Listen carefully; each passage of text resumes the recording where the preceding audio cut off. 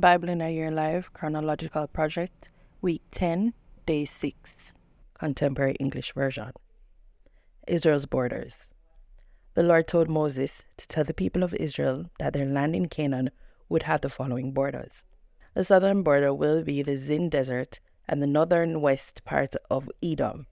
This border will begin at the south end of the Dead Sea.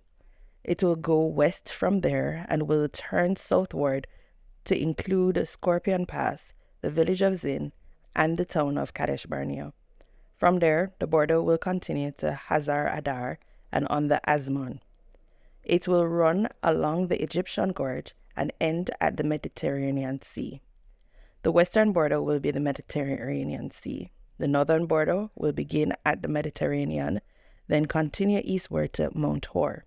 After that, it will run to Lebo Hamath and across the Zibad, which is the northern edge of your land. From Zidad, the border will continue east to Zephron and end at Hazar Enan.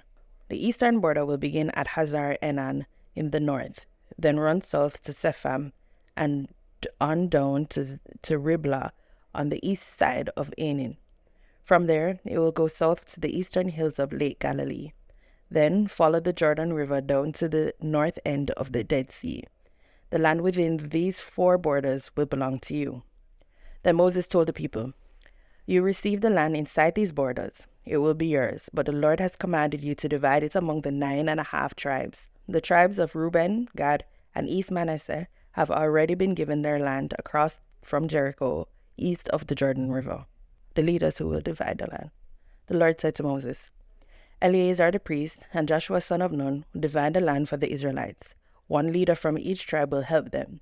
And here is the list of their names: Caleb, son of Jephunneh from Judah; Shemuel, son of Ammihud from Simeon; Elidad, son of Chislon from Benjamin; Bukai, son of Gogli from Dan; Haniel, son of Ephod from Manasseh; Elzaphan, son of Parnash from Zebulun; Patiel, son of Azan from Issachar; Ahihud, son of Shelomi from Asher; and Pedahel, son of Ammihud from Naphtali.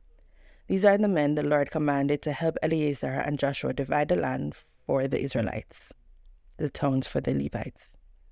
While the people of Israel were still camped in the lowlands of Moab, across the Jordan River from Jericho, the Lord spoke to Moses to say to them, "When you receive your tribal lands, you must give towns and pasture to the Levite tribe.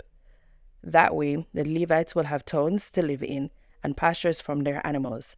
The pasture around each of these towns must be in the shape of a square, with the town itself in the center. The pasture is to measure 900 meters on each side, with 450 meters of land outside each of the town walls. This will be the Levites' pasture land. 6 of the towns you give them will be safe towns, where a person who has accidentally killed someone can run for protection. But you will give the Levites 42 other towns, so they will have a total of 48 towns with their surrounding pastures. Since the towns for the Levites must come from the Israelites' own tribal lands, the larger tribes will give more towns than the smaller tribes, the safe towns." The Lord then told Moses to tell the people of Israel, "After you have crossed the Jordan River and are settled in Canaan, choose safe towns where a person who has accidentally killed someone can run for protection. If the victim's relatives think it was murder, they might try to take revenge. Anyone accused of murder can run to one of these safe towns for protection and not be killed before a trial is held. There are to be 6 of these safe towns, 3 on each side of the Jordan River. They will be places of protection for anyone who lives in Israel and accidentally kills someone." Laws about murder and accidentally killing. The Lord said, "Suppose you hit someone with a piece of iron or a large stone or a dangerous wooden tool. If that person dies, then you are a murderer and must be put to death by one of the victim's relatives. He will take revenge for his relative's death as soon as he finds you. Or, suppose you get angry and kill someone by pushing or hitting or just throwing something. You are a murderer and must be put to death by one of the victim's relatives. But if you are not angry and accidentally kill someone in any of these ways, the townspeople must hold a trial and decide if you are guilty. If they decide that you are innocent, you will be protected from the victim's relative. and sent to stay in one of the safe towns until the high priest dies. But if you ever leave the safe town and are killed by the victim's relative, he cannot be punished for killing you. You must stay inside the town until the high priest dies. Only then can you go back home. The community of Israel must always obey these laws. Death is the penalty for murder, but no one accused of murder can be put to death unless there are at least 2 witnesses to the crime. You cannot give someone money to escape the death penalty. You must pay with your own life. And if you have been proven innocent of murder and are living in a safe town, you cannot pay to go back home. You must stay there until the high priest dies. I, the Lord, live among you, people of Israel, so your land must be kept pure. But when a murder takes place, blood pollutes the land, and it becomes unclean. If that happens, the murderer must be put to death, so the land will be clean again. Keep your murderer out of Israel. The laws about married women and land.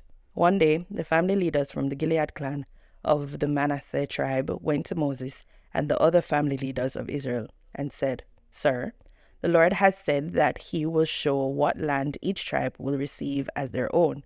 And the Lord has commanded you to give the daughters of our relative Zelophehad the land that he would have received. But if they marry men from other tribes of Israel, the land that they receive will become part of that tribe's inheritance and will no longer belong to us. Even when the land is returned to its original owner in the year of celebration, we will not get back Zelophehad's land. It will belong to the tribe into which his daughters married.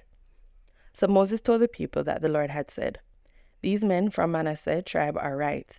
I will allow Zelophehad's daughters to marry anyone, as long as those men belong to one of the clans of the Manasseh tribe. Tribal land must not be given to another tribe. It will remain the property of the tribe that received it. In the future, any daughter who inherits land must marry someone from her own tribe.